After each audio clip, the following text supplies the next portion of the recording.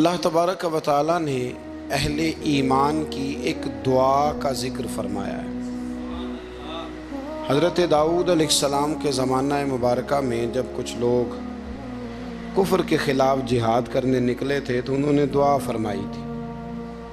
دعا کے الفاظ بڑے خوبصورت ہیں، قرآن مجید کا تو حرف حرف ہی بڑا پیارا ہے اور لفظ لفظ ہی بڑا حسین ہے۔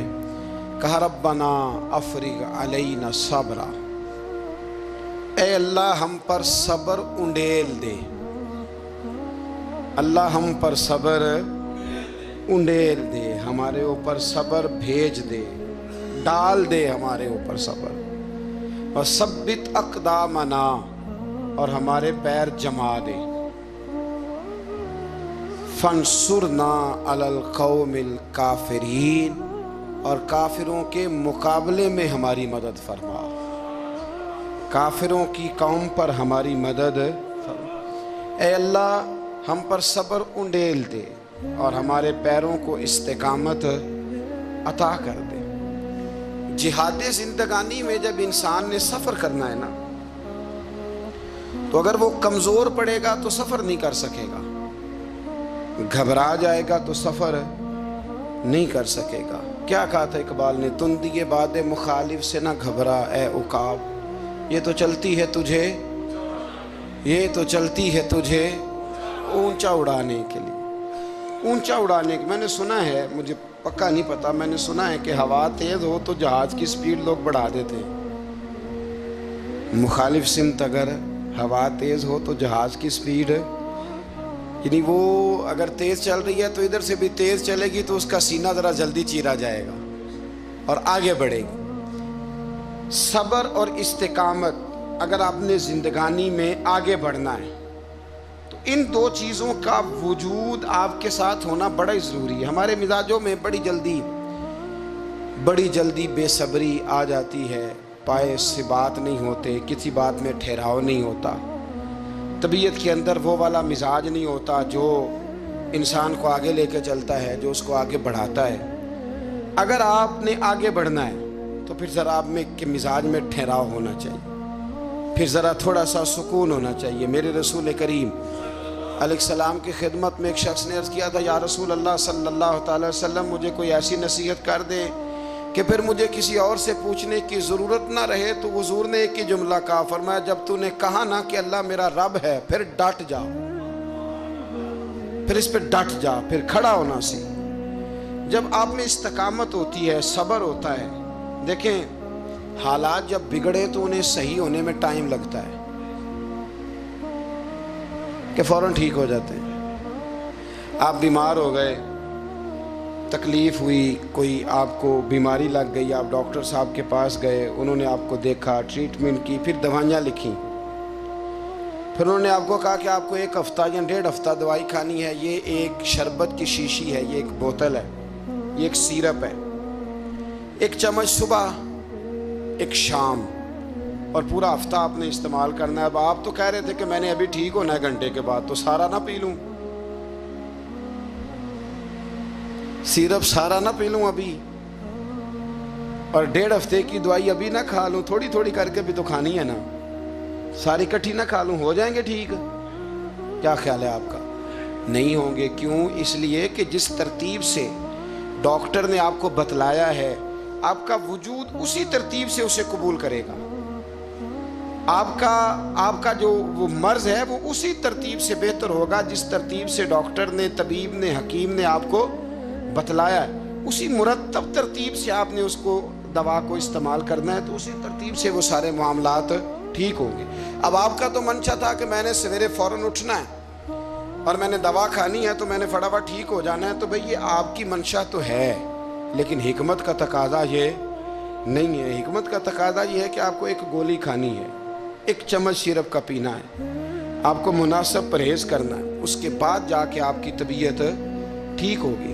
لیکن اگر آپ کا یہ پروگرام بن گیا ہے کہ نہیں میں نے تو شام کو ہی ٹھیک ہونا ہے، تو یہ ممکن نہیں ہے۔ اس کے لیے آپ کو ذہنی طور پر تیار ہونا چاہیے، آپ کو سمجھنا چاہیے کہ بہت ساری چیزیں ایسی ہوتی ہیں جنہیں وقت دینا پڑتا ہے، بہت سارے حالات ایسے ہوتے ہیں جنہیں ٹائم دینا پڑتا ہے، وہ اپنے وقت پر جا کے چیزیں درست ہو جاتی ہیں، لیکن ہم چاہتے ہیں کہ ہم ابھی کریں، سویرے کریں، شام کریں۔ وہ کئی دفعہ صحیح کرنے کی بجائے ماحول کو ہم خراب کر لیتے ہیں۔ انہیں وقت دیں، انہیں ٹائم دیں، انہیں موقع دیں۔ میرے رسول کریم صلی اللہ تعالیٰ علیہ وآلہ وسلم ہجرت سے چند دن پہلے نا خانہ کعبہ کو اندر سے دیکھنے کا دل کیا میرے نبی پاک کا، کیا مجھے مکہ چھوڑ کے مدینہ طیبہ جانا ہے تو میں ذرا کعبہ معظمہ کے اندر سے زیارت کر لوں۔ عثمان بن طلحہ ایک شخص تھا جو کلید بردار تھا، جس کے پاس خانہ کعبہ کی چابی ہوتی تھی۔ حضور صلی اللہ تعالیٰ علیہ وسلم نے اس سے کہا کہ بھائی چابی ذرا دے دو، میں خانہ کعبہ کے اندر سے زیارت کرنا چاہتا ہوں۔ کہنے لگا کوئی اور ہوتا تو میں دے دیتا، آپ کو نہیں دوں گا۔ معاذ اللہ ثم معاذ اللہ۔ میرے رسول پاک کی بات نہ ستارے بھی مانتے، چاند بھی مانتا ہے، سورج بھی مانتا ہے۔ حضور اگر سورج کو کہنا واپس آ، حضرت علی نے نماز پڑھنی ہے تو وہ آ جاتا ہے، اور اگر حضور فرما دیں چاند کو 2 ٹکڑے ہو جا تو وہ 2 ٹکڑے ہو جاتا ہے۔ سورج بھی بات مانتا ہے، چاند بھی بات مانتا ہے۔ یہ سارے میرے رسول کریم علیہ السلام کے غلام ہیں۔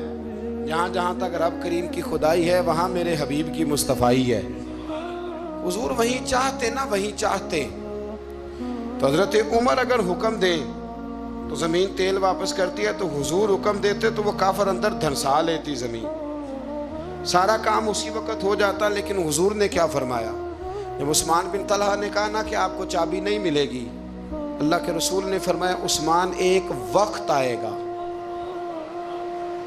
جب یہ چابی تجھ سے میں لوں گا، اور جس کو میرا دل کرے گا میں اسے دوں گا۔ ایک وقت آئے گا کہ یہ میں تجھ سے لوں گا، اور پھر جس کو میرا دل چاہے گا میں اس کو وہ چابی دوں گا۔ میرے نبی کریم رؤوف الرحیم سید عالم صلی اللہ علیہ وسلم نے وقت دیا۔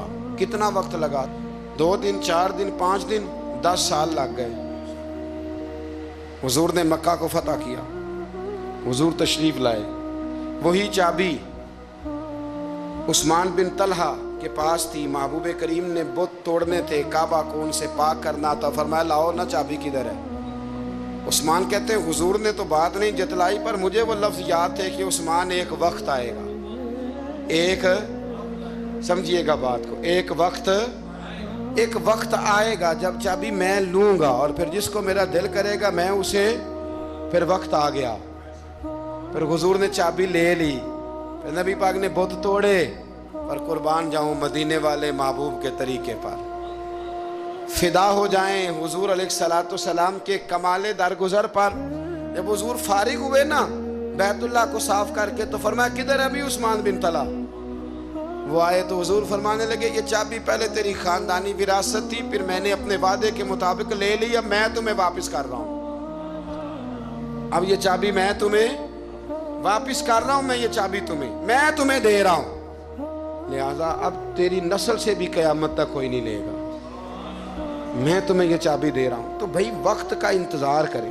اور عثمان بن طلحہ کہتے ہیں میں نے حضور کا یہ کمال کرم دیکھا تو میں کلمہ ہی پڑھ گیا، میں مسلمان ہی ہو گیا۔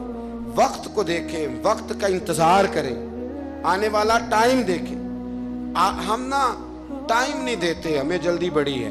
کاروبار ٹھیک ہو جائے تو شام کو ہو جائے، بچہ تندرست ہو جائے تو پھر شام کو ہو جائے، مخالفین ٹھیک ہو جائیں تو شام کو ہو جائیں۔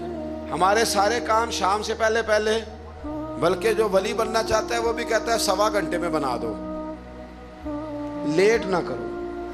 کیونکہ بہت سارے تو کہتے ہیں یہ ایک نظر کریں، میں نے کہا آپ کوئی عمل بھی کریں نا، آپ تھوڑی محنت بھی کریں نا۔ کہتے ہیں ایک نظر کریں۔ ہمارے درویش کہا کرتے تھے کہ آج کل مرید کہتے ہیں نہ نماز پڑھاؤ، نہ روزہ رکھاؤ، نہ وظیفہ کراؤ، نہ کوئی اور کام کراؤ، سانو ایویں ہی بخشاؤ۔ تو بھئی اللہ نے خود 5 نمازیں فرض کی ہیں، رمضان کے روزے فرض کیے ہیں، زکوٰۃ فرض۔ تو جب اللہ نے ذمہ داریاں لگائی ہیں تو پھر کون ہے جو بغیر ذمہ داریوں کے آگے جائے؟ تو اپنی زندگی میں چیزوں کو سمجھے، غور کریں۔ وقت آپ کو دینا ہے، اور جب آپ وقت دیتے ہیں تو بہت سارے معاملات ٹھیک ہو جاتے ہیں۔ حضرت عمار بن یاسر بڑا شروع میں کلمہ پڑھا، ان لوگوں نے بڑی تکلیفیں اٹھائیں جنہوں نے آغاز اسلام میں کلمہ پڑھا، حالات اور طرح کے تھے۔ अज़ियत, मेरे हुजूर को बड़ी अज़ियतें दी जाती थी। अबू लहब, उक़बा बिन नबी मुईत, ये हुजूर के 2 हमसाए थे। कुछ नफ्सियाती तकलीफ़ें लोग देते हैं, ज़हनी तौर पर परेशान करते हैं, मिजाज होता है। वो दोनों क्या करते थे, वो सारा अपने घर का कूड़ा करकट ला के हुजूर के दरवाजे पर फेंक जाते। तो नबी करीम सल्लल्लाहु अलैहि वसल्लम फरमाते थे, क्या खूबसूरत हक़ हमसायगी अदा करते हो, क्या अच्छा तुम हक़ हमसायगी। और दोनों तरफ के हमसाए तकलीफ़ देते, अज़ियत देते, हुजूर को परेशान करते। हज़रत अब्दुल्लाह इब्न मुबारक रहमतुल्लाह अलैह का हमसाया भी इसी तरह करता था। वो अपने घर का सारा गंद कचरा उठा के आपके घर में फेंक देता। 1 दिन भी फेंका, 2 दिन भी फेंका, 3 दिन भी फेंका, 4 दिन भी फेंका, 5 दिन भी फेंका, महीनों बीत गए, महीनों बीत गए। एक दिन कहने लगा, मैं रोज कचरा फेंकता हूँ। खुद ही कहने लगा, आपको तकलीफ नहीं होती? आप फरमाने लगे, मैंने एक बर्तन रख दिया, एक झाड़ू रख दिया है, जब तू कचरा फेंकता है तो मैं उठा के बाहर फेंक आता हूँ। अब तू बंद ना करना, इसलिए कि मुझे आदत हो गई है। अब मैंने अपने टाइम में से ना टाइम उस कचरे को देना शुरू कर दिया है। अब तू बंद ना करना, इसलिए कि मुझे अब इस बात की आदत हो गई है। अब मैं रोज उठाता हूँ और उठा के जरा बाहर फेंक आता हूँ। मैं आदी हो गया हूँ तेरी अज़ियत का, अब मैं तेरी तकलीफ का। आप में से बहुत सारे लोग शहरों के रहने वाले हैं। हमारे देहातों में ये होता था कि किसी बूढ़े बाबे को ना बच्चे छेड़ते थे, कभी कभी गलत करते थे, ऐसा करना नहीं चाहिए, लेकिन बुजुर्ग को छेड़ते थे, तंग करते थे। कभी वो बच्चे ना छेड़ते थे तो बुजुर्ग खुद कहते थे, कहाँ मर गए आज सारे। असल में वो प्यार होता था, वो प्यार लग जाता था, बताते नहीं थे। लेकिन इलाके के बच्चों के साथ ना वो गुस्सा होता था, वो छेड़ते थे। लेकिन ना कई दफ़ा कोई बंदा दुश्मनी करता है तो बंदे को अल्लाह के करीब कर देता है, सजदे का ज़ौक़ बढ़ जाता है, इबादत का मिजाज बढ़ जाता है, इंसान की तबीयत के अंदर ख़ास कुर्ब आता है। हज़रत अम्मार बिन यासर रदी अल्लाह ताला अन्हु फरमाते हैं कि बड़ी तकलीफ़ देते। हज़रत अम्मार बिन यासर रदी अल्लाह ताला अन्हु की जो वालिदा हैं वो इस्लाम की पहली शहीदा हैं। हज़रत सुमैया उनका नाम था, इस्लाम की पहली शहीदा। उनके ज़ेरे नाफ अबू जाल ने नेज़ा मार के उन्हें शहीद कर दिया। हज़रत अम्मार बिन यासर रदी अल्लाह ताला अन्हु फरमाते हैं कि मेरे वालिद को इतनी तकलीफ़ें दी गई कि वो उन अज़ियतों की वजह से ही दुनिया से पर्दा कर गए। हज़रत अम्मार बिन यासर को खुद काफिर इतना मारते थे कि वो अपनी हवास खो बैठते थे और ऐसी बातें करते थे कि समझ नहीं आती थी कि ये अम्मार बिन यासर बोल रहे हैं। इतनी सख्त अज़ियत देते, इतनी सख्त।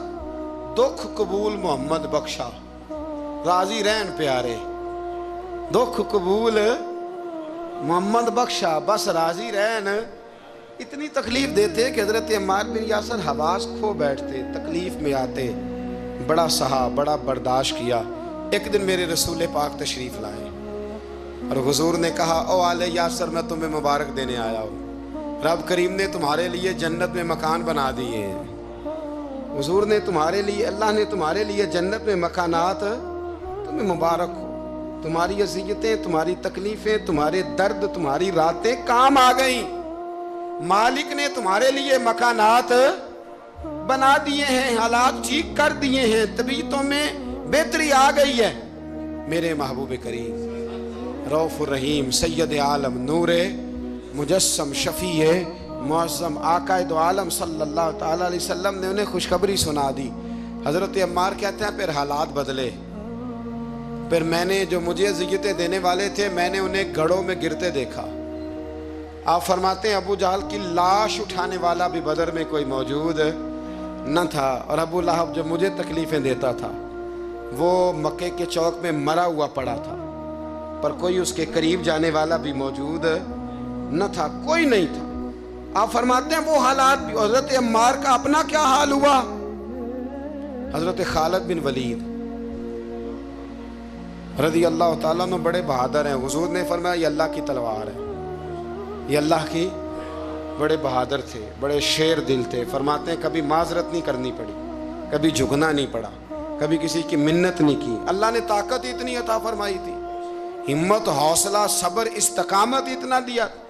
कभी किसी जगह पुश्त नहीं लगी, لیکن فرماتے ہیں کسی وجہ سے نا ایک دن میرا عمار بن یاسر کے ساتھ کسی بات پہ اختلاف رائے ہو گیا، جھگڑا ہو گیا. توجہ ہے میری بات پر؟ فرماتے ہیں جھگڑا ہو گیا. ہمارا پتہ حال کیا ہے؟ ہمارا یہ حال ہوتا ہے کہ ہمارا جھگڑا ہو جائے تو خیر ہے، لیکن اگر پڑوسی کے بچے لڑ پڑے تو ہم کہتے ہیں اس کی روزی پاک نہیں، اس کی تربیت ٹھیک نہیں. ہمارا بھائیوں سے رٹا ہو جائے تو معاملہ اور ہے، کسی کا ہو جائے تو معاملہ اور ہے. میں بیمار ہو جاؤں تو آزمائش ہے، اور سامنے والا بیمار ہو جائے تو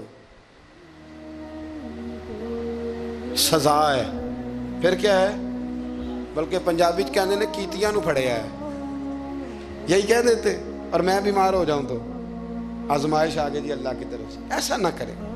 ہمارا فتویٰ اپنے حق میں اور ہوتا ہے، سامنے والے کے معاملے میں اور ہوتا ہے. حضرت عمار بن یاسر کی بات کر رہا تھا.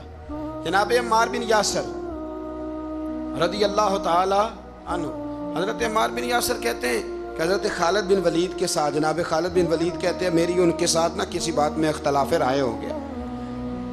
تو میں اب دلیر آدمی تھا، شیر آدمی تھا، کبھی جھکا نہیں تھا، کبھی کوئی معاملہ نہیں ہوا تھا، کبھی کوئی ایسی بات نہیں ہوئی تھی. آپ فرماتے ہیں جب رائے کا اختلاف ہو گیا نا، بات ذرا آگے بڑھ گئی تو نبی کریم صلی اللہ علیہ وسلم تک بات پہنچی. تو میرا یہ خیال تھا کہ حضور میری بھی سنیں گے، عمار بن یاسر کی بھی سنیں گے، پھر حضور کوئی فیصلہ کریں گے. پر قربان جاؤں، وقت بدل گیا ہے نا. اب بہت بڑے چودھری ہیں، بڑے سردار ہیں، بڑے سپہ سالار ہیں حضرت خالد بن ولید، پر وقت بدل گیا. تو حضرت خالد بن ولید کہتے ہیں جب میں نے نبی کریم کی بارگاہ میں بات عرض کی، حضور تک بات پہنچی، تو میرے مصطفیٰ نے موٹی سی بات ارشاد فرمائی. رسول کریم فرمانے لگے بھئی بات مختصر سی ہے، جس نے عمار کو راضی کر لیا اس نے مجھے راضی کر لیا، اور جس نے اسے ناراض کیا اس نے مجھے ناراض کیا. فرماتے ہیں بس میری قیمت پڑ گئی، میرا قد اونچا ہو گیا. حضرت خالد بن ولید کہتے ہیں میں نے بھی کہا اب بات کیا کرنی ہے، اب تو گزارش ہی کرنی ہے، اب مدعا کیا سنانا ہے، اب تو بات کرنی ہے. فرماتے میں آگے بڑھا، اور جیسے بھی ہوا میں نے حضرت عمار بن یاسر کو راضی کیا. حضرت عمار کہتے ہیں ایک وقت وہ تھا اور ایک وقت یہ ہے. جب دونوں وقتوں کو دیکھتا ہوں تو کہتا ہوں الحمدللہ رب العالمین. یہ ساری تعریفیں اس رب کے لیے ہیں جو تمام جہانوں کو پالنے والا ہے. وقت دیں معاملات کو، ٹائم دیں. آپ دیکھیں اللہ تبارک و تعالیٰ بڑا کریم ہے. وقت کے ساتھ جب چیزیں تبدیل ہوتی ہیں اپنے ٹائم کے. حضرت بلال حبشی رضی اللہ تعالی، بڑا مشکل نہیں، اکیلا آدمی، غریب آدمی، مکے کے سارے سرداروں کے قابو آ گیا. حضرت حسان کہتے ہیں میں نے خود اپنی آنکھوں سے دیکھا حضرت بلال کے گلے میں رسی ڈال کے بچے کھینچا کرتے تھے. یار خاصا مشکل کام نہیں. امیہ بن خلف ڈنڈوں سے مارتا ہے، آپ کے ہاتھ اور پیر چارپائی کے نیچے رکھ کے تو اوپر بیٹھے رہتے بڑی بڑی دیر. بڑی تکلیف نہیں، بڑی اذیت نہیں. لیکن حضرت بلال حبشی فرماتے ہیں پھر میں نے وہ سارے دکھ مٹتے دیکھے. وقت بیت گیا. وہی امیہ بن خلف ایک دن گھوڑے پہ تھا، گھوڑے اپنے کو تیار کر رہا تھا، لگام ڈال رہا تھا. حضور علیہ السلام گزرے تو فرمایا کیا کر رہے ہو؟ کہنے لگے اس گھوڑے پر بیٹھ کے آپ کو شہید کروں گا. تو حضور فرمانے لگے تیاری کر لے، تجھے قتل میں نہیں کرنا ہے. پھر جنگ کے موقع پہ نا ہلکی سی خراش لگائی رسول پاک نے اسے یہاں گلے پہ. تڑپتا تھا، روتا تھا، سسکتا تھا. لوگ کہتے تھے امیہ کیا ہو گیا، اتنا سیانہ بندہ یہ کیا کرتا ہے؟ تو کہنے لگا تمہیں پتہ نہیں مجھے تکلیف کتنی ہے. ضرب تو چھوٹی ہے پر تمہیں پتہ نہیں لگائی کس نے ہے تو چھوٹی پر تمہیں خبر نہیں کہ لگائی کس نے ہے، کس نے یہ ضرب لگا دی ہے. پھر تڑپ کر سسک کر مرا. حالات بدل جاتے ہیں، حالات میں تبدیلیاں آ جاتی. ہم وقت نہیں دینا چاہتے. ہمارے اندر جو حوصلے کی کمزوری ہوتی ہے، ہمارے اندر جو وہ ایک بہت بڑا معاملہ ہوتا ہے کہ کسی بھی طریقے سے یہ معاملہ ختم ہو، کسی بھی طریقے سے شفا ہو، جلد از جلد ہم اس بات سے نکلیں، تو یہ بات ہماری درست نہیں ہے. ہمیں وقت دینا چاہیے. حضرت سیدنا عاصم بن ثابت بن قیس بخاری میں بھی موجود ہے، اور بھی بہت ساری کتب میں یہ روایت موجود ہے. حضرت عاصم بن ثابت بن قیس رضی اللہ تعالیٰ عنہ، آپ نے نا جنگ احد میں بڑی دلیری کے ساتھ آپ لڑے تھے. 2 لوگوں کو آپ نے قتل کیا تھا، مصافے اور حارث کو. ان کی والدہ سلافہ بنت سعد، سلافہ بنت سعد بڑی مالدار عورت تھی، بڑی تیز تھی. اس نے قسم کھائی تھی کہ میرے 2 بیٹے چونکہ حضرت عاصم بن ثابت نے قتل کر دیے، اس نے قسم کھائی تھی کہ میں نا معاذ اللہ انہیں قتل کراؤں گی اور ان کی گردن اترواؤں گی اور ان کی کھوپڑی میں شراب بھر کے پیوں گی. جملے بولنے والے کئی دفعہ بڑا ہی بول جاتے ہیں.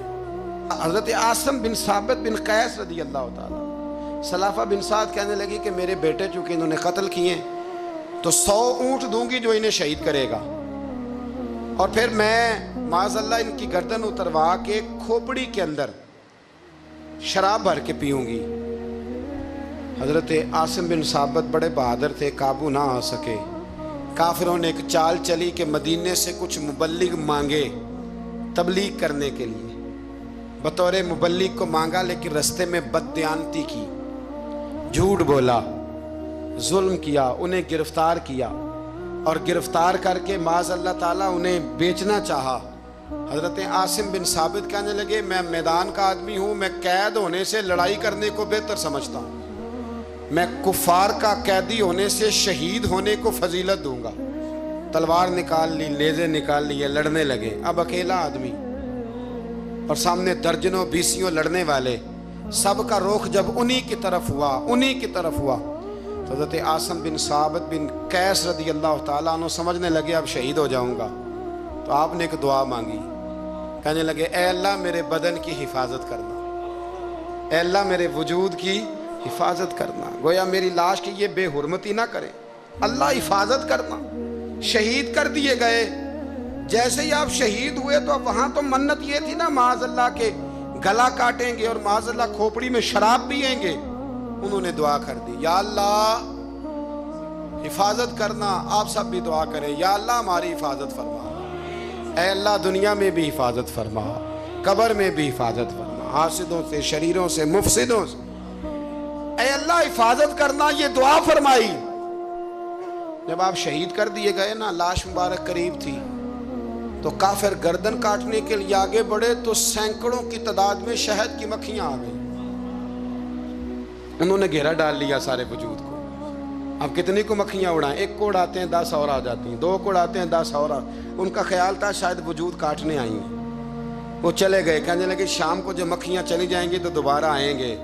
لیکن جب مکھیاں اڑی تو انہوں نے وجود کو چھوا بھی نہیں تھا. انہوں نے وجود کی حفاظت کی، دعا مانگی تھی اے اللہ ان سے میری حفاظت فرما، مجھے ثابت قدم رکھ. مکھیوں نے وجود کو چھوا بھی نہیں. اور جب رات ہوئی تو نہ بادل تھے، نہ پانی تھا، نہ ہوا تھی، لیکن اللہ نے پانی بھیجا، بارش آئی اور حضرت عاصم بن ثابت کی لاش کو بہا کے لے گئی، وجود بہا کے لے گئی. سویرے ڈھونڈتے رہے پر ان کا وجود کسی کو ملا. بعد مرن دے مکھڑا میرا ہو جاوے جے تازہ، پھر سمجھ لینا محبوب میرے نے آن پڑے ہے جنازہ. پھر سمجھ لینا محبوب میرے نے آن پڑے ہے. اور ایک شعر پڑھنا دوں چراغے گولڑا کا، کئی دفعہ پڑھتا ہوں آج پھر نہ کہہ دوں. کہنے لگے بے قدرہ کچھ قدر نہ جاتی، کیتی خوب تسلی ہو، دنیا دار پجاری زردے کتیاں دے گل ٹلی ہو، بک بک روشن اکھیاں تکیو ویک حویلی کلی ہو، کوچ نصیر آسان جدوں کیتی پہ جانی تر تھلی ہو. تو یاد رکھ میرے بھائی، جب آپ ثابت قدم حضرت خباب رضی اللہ تعالی عنہ، بخاری میں ذکر ہے، کتب حدیث میں، کتب سیرت میں ذکر. حضرت خباب رضی اللہ تعالی عنہ نے اس وقت کلمہ پڑھا جب ابھی 5 لوگ کلمہ پڑھتے تھے. کل بندے السابقون الاولون. آپ فرماتے ہیں جس عورت کا میں غلام تھا نا، ام انمار اس کا نام تھا، وہ مجھے بڑی سخت سزائیں دیتی تھی. آپ لوہار کا کام کرتے تھے. سلاخیں آپ کو پتہ ہے، لوہار سلاخ رکھتا ہے پہلے آگ میں بھٹی میں، پھر وہ جب پوری طرح تپتی ہے پھر کچھ بنتا ہے. لوہار کا کام کرتے تھے. آپ فرماتے ہیں ام انمار میرے ساتھ یہ کرتی کہ مجھے سخت اذیت دیتی، کلمہ چھوڑنے پر مجبور کرتی. ایک دفعہ تو ایسے ہوا کہ اس نے کافروں کی ڈیوٹی لگائی. میں گلی سے گزر رہا تھا، مجھے نہیں پتا تھا ان کی پہلے سے تیاری ہے. انہوں نے کوئلے جلا کے رکھے ہوئے تھے. مجھے پکڑا، میرا کرتا زبردستی اتارا، کوئلوں پہ لٹا دیا اور میرے وجود پر وزنی پتھر رکھ دیے. فرماتے ہیں میری چربی پگھلی تو کوئلے بجھے. یہ شہادت گاہ الفت میں قدم رکھنا. لوگ آسان سمجھتے ہیں مسلمان ہونا. زخم پہ زخم کھا کے جی، خون جگر کے گھونٹ پی، آہ نہ کر لبوں کو سی. یہ عشق ہے، کوئی دل لگی نہیں. اس میں بڑی برداشت کرنی پڑتی ہے. آپ فرماتے ہیں کہ حضور علیہ السلام نہ خانہ کعبہ کی دیوار کے ساتھ ٹیک لگائے بیٹھے تھے. میں ایک دن حاضر، مجھے بڑی تکلیف دیتے تھے. کہتے ہیں جب میں کام کر رہا ہوتا تھا تو میری مالکن آتی تو وہ نکال کے نا سلاخ تو میرے سر پہ رکھ دیتی. میرا سارا وجود زخمی تھا. حضور خانہ کعبہ کی دیوار سے ٹیک لگائے بیٹھے تھے. میں حاضر ہوا تو محبوب کریم بھی اٹھے. تو حضور علیہ السلام سے میں نے عرض کی حضور دیکھیں مجھے کتنی تکلیف دی جاتی ہے. تو ابھی فرمانے لگے بس اتنی. فرمایا تم سے پہلے لوگوں کے سروں پر آرے رکھ کے 2 حصوں میں چیر دیا جاتا تھا. لوہے کی کنگھیوں سے ان کے وجود ادھیڑ دیے جاتے تھے پر وہ سی نہیں کرتے تھے، اف نہیں کرتے تھے. میں خبردار بس اتنی. اور پھر میرے حضور نے ہاتھ اٹھائے کہا اے اللہ خباب کی مدد فرما. اے اللہ خباب کی اتنے لفظ ادا کی. حضرت خباب کہتے ہیں پھر میں نے وقت کو وقت دیا، پھر میں نے حالات کو وقت دیا، پھر میں نے اپنے محبوب کی دعا کو قبول ہوتے دیکھا. فرماتے ہیں وہ میری مالکن جو مجھے تکلیف دیتی تھی، اذیت دیتی تھی، پھر اس کا حال یہ تھا کہ اس کے سر میں درد اٹھا. اور جس طرح کتا چیختا ہے جب اسے مارا جاتا ہے تو وہ چلاتا ہے، اس طرح وہ آوازیں نکالتی. پھر وہ بہت بڑے طبیب کے پاس گئی تو اسے کسی نے کہا کہ لوہے کی سلاخوں سے اپنے سر کو دگوایا کر، داغ دیا کر، اسے جلایا کر جگہ جگہ سے تاکہ تیرے اندر کا درد ختم ہو. تو آپ فرماتے ہیں پھر لوگوں میں نے صبر اور استقامت کا رزلٹ دیکھا کہ وہ جو مجھے بطور سزا میرے سر پہ سلاخیں رکھتی تھی پھر وہ بطور دوائی منگانے لگی. میں سلاخ گرم کر کے لاتا اس کے سر پہ رکھتا. فرماتے ہیں پھر اسے سکون ہوتا، پھر وہ تڑپتی. اور چونکہ مجھے تو وقت یاد تھا نا، کہتے ہیں لیکن میں مصطفیٰ کریم کا کلمہ پڑھتا تھا. میں نے کبھی دوبارہ پلٹ کر اسے یہ بات یاد نہ کرائی. آپ وقت دیں، ماحول کو ٹائم دیں. آپ دیکھیں، ہاں یہ ضرور دیکھ لیں کہ آپ کے ضمیر کے اندر کوئی ایسی بات تو نہیں، کوئی ایسا معاملہ تو نہیں کہ جہاں آپ غلط ہیں. اور اگر ایسا نہیں پھر آپ وقت دیں آنے والے اسباب کو. ہم نہ بڑی جلدی ہے، ہمیں دعا کرائی ہے تو آج شام تک مسئلہ ٹھیک ہونا چاہیے. دعائی کھائی ہے تو طبیعت شام تک ٹھیک ہونی چاہیے. اگر ہم راہ حق کے مسافر ہیں تو شام کو ہمیں قرب الہی مل چکا ہو، حضور کی بارگاہ کے ہم حضوری ہو چکے ہیں. ایسا نہیں ہے. آپ وقت دیں، سفر کو جاری رکھیں، تسلسل کے ساتھ سفر کریں. سفر کے لیے جتنے اسباب کی ضرورت ہے وہ سارے اکٹھے کریں، محنت پوری کریں، جد و جہد پوری کریں، ہمت پوری کریں.